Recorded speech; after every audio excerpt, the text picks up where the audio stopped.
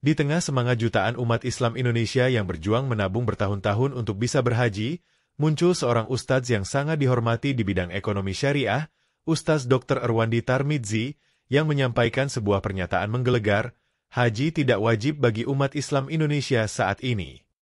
Pernyataan itu langsung menjadi bola panas di berbagai platform media sosial. Bukan hanya mencengangkan, tapi juga membuat banyak orang bertanya-tanya, benarkah demikian? Bukankah haji itu rukun Islam kelima? Apakah seseorang bisa disebut Muslim yang sempurna tanpa berhaji? Nah, dalam video ini kita akan membedah tuntas isi ceramah Ustadz Erwandi Tarmidzi yang kontroversial tersebut. Bukan untuk menjustifikasi atau menyalahkan, tapi untuk memahami sudut pandangnya dengan jernih. Karena bisa jadi, ada kebenaran yang selama ini luput dari perhatian kita. Tapi sebelum kita lanjut lebih dalam, jangan lupa klik tombol subscribe di bawah video ini, aktifkan lonceng notifikasinya, dan jangan sungkan untuk menuliskan pendapat kamu di kolom komentar. Apakah kamu setuju dengan pandangan bahwa haji saat ini belum wajib? Atau justru kamu merasa ini pandangan yang berbahaya? Yuk, diskusi sehat. Dalam salah satu ceramah terbarunya yang kini viral di YouTube dan berbagai media sosial, Ustadz Dr. Erwandi Tarmidzi menyampaikan pandangan mengejutkan bahwa haji tidak wajib bagi umat Islam Indonesia saat ini. Tentu ini bukan sekadar opini, karena beliau membawakan dalil, logika syariah, dan rujukan dari ulama Arab Saudi. Mari kita bahas poin demi poin yang beliau sampaikan. 1. Haji wajib jika mampu. Istitha'ah, Ustadz Erwandi mengacu pada surah Ali Imran ayat 97. Dan, di antara kewajiban manusia terhadap Allah adalah melaksanakan ibadah haji ke Baitullah, yaitu bagi orang yang mampu mengadakan perjalanan ke sana. Menurut beliau, kata mampu atau istitha'ah dalam ayat ini bukan hanya tentang fisik dan finansial, tapi juga mencakup syarat teknis seperti akses menuju pelaksanaan haji. Jika ada kendala besar yang membuat seseorang tidak mungkin atau sangat sulit menunaikan haji, maka kewajiban tersebut belum berlaku. Contohnya, sistem antrean haji reguler di Indonesia saat ini.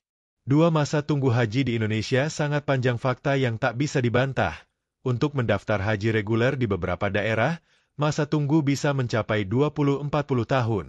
Itu berarti, seorang muslim yang mendaftar di usia 30 tahun, mungkin baru bisa berangkat ketika usianya sudah 60-70 tahun, bahkan lebih.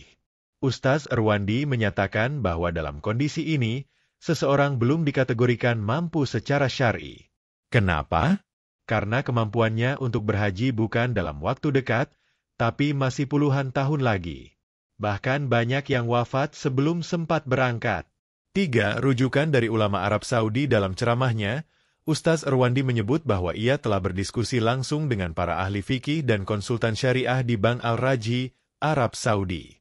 Dalam diskusi itu, disimpulkan bahwa jika seseorang tidak bisa melaksanakan haji karena sistem negara yang membuat masa tunggu menjadi sangat lama, maka kewajiban haji belum berlaku baginya.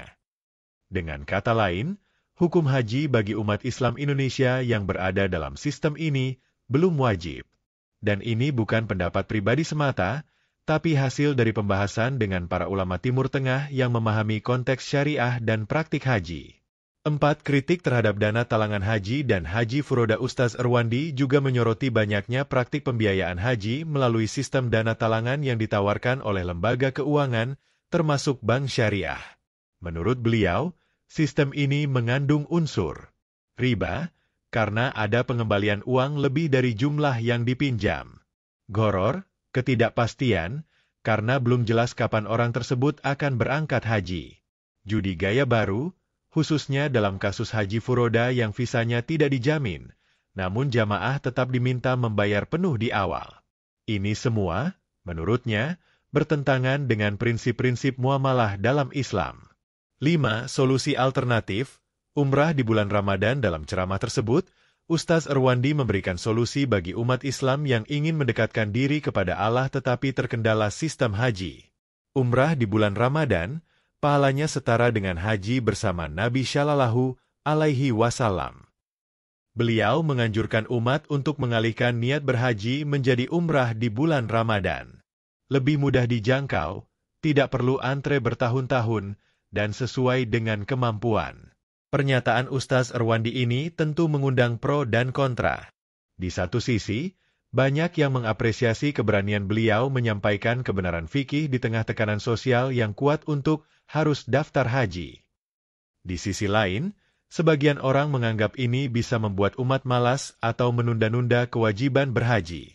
Beberapa tokoh agama bahkan menyarankan agar umat Islam tetap berniat dan berikhtiar untuk mendaftar haji, meskipun masa tunggunya lama.